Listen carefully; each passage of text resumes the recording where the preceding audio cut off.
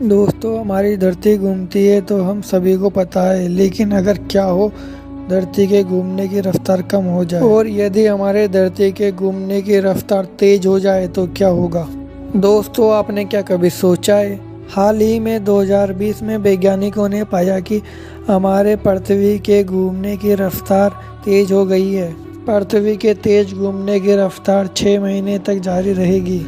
हालांकि पृथ्वी की रफ्तार में अब बदलाव आ गया है। अब पृथ्वी अपने अक्ष पर सामान्य से धीमा घूम रही है, परंतु पृथ्वी के रफ्तार के इस परिवर्तन से दुनिया भर के वैज्ञानिक परेशान हो गए हैं। औसतन पृथ्वी अपने अक्ष पर एक चक्कर पूरा करने में 24 घंटे का समय लगाती है और प्रति चक्कर में कुछ न कुछ परिवर्तन आता है और समय के साथ यह परिवर्तन होता रहता है। वर्तमान समय में वैज्ञानिक परमाणु घड़ी की मदद से पृथ्वी के घूर्णन पर पूरी नज़र रखते हैं, जो वैश्विक स्तर पर समय को निर्धारित करने में सहायता करती है। क्या आप जानते हैं प्रत्येक 18 महीने में एक लीप सेकंड जोड़ा गया है। परमाणु घड़ी एकदम सटीक समय बताती है। इससे पृथ्वी के आने वाले बदलाव में पता चल जाता है। इस बदलाव को निर्धारित करने के लिए वैज्ञानिक एक लीप सेकंड जोड़ते या घटाते हैं। इससे पहले कभी नेगेटिव लीप सेकंड को समय में जोड़ा नहीं गया है,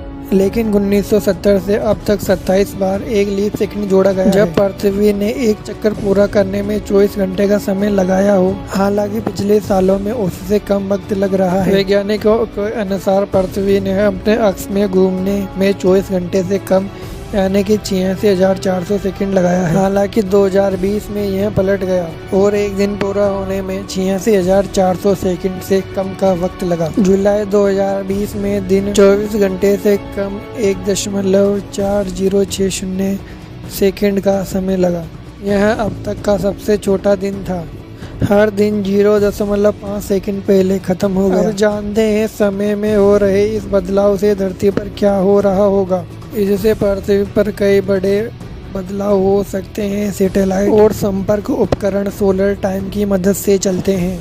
चांद और सूरज की स्थिति पर होता है और इसे बरकरार रखने के लिए इसकी इंटरनेशनल अर्थ रोटेशन इसमें प्रत्येक लीप सेकंड जोड़ती रहती थी। नासा के वैज्ञानिकों का मानना है धरती के कम होने से पृथ्वी पर भूकंप आ सकते हैं। वैज्ञानिकों के मुताबिक चंद्रमा का गुरुत्वाकर्षण पृथ्वी पर एक ज्वार उत्पन्न करता है। यह ज्वार भी पृथ्वी की घूर्णन गति से घूमने का प्रयास करता है। पृथ्वी की औसतन अपने अक्ष पर घूमने की गति सुस्त पड़ जाती है। वैज्ञानिकों का मत है पृथ्वी के अपने अक्ष पर घूमने की गति से पृथ्वी पर भूकंपीय आपदाएं और बाढ़ आ सकती है। हालांकि ऐसा क्यों होता है, यह वैज्ञानिक अभी तक इन बातों का खुलासा नहीं कर पाए हैं। आज के लिए बस इतना ही। अगर वीडियो पसंद आया तो वीडियो को लाइक कीजिए और हमारे चैनल को सब्सक्राइब कीजिए। धन्यवाद।